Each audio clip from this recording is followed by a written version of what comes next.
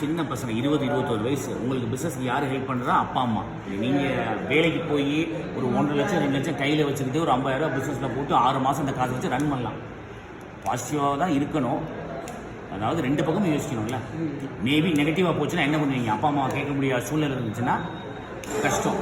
எப்போவுமே ஒரு 1.5 லட்ச ரூபா கையில் வச்சுக்கணும். சின்ன கடை ஆரம்பித்தாலும் ஒரு 6 மாதம் வந்து ஓடலைன்னா என்ன பண்ணுவீங்கிற அந்த அமௌண்ட் வந்து எப்போ கையில் இருக்கணும். கையில் பணம் வந்து தைரியம் இருக்கும்.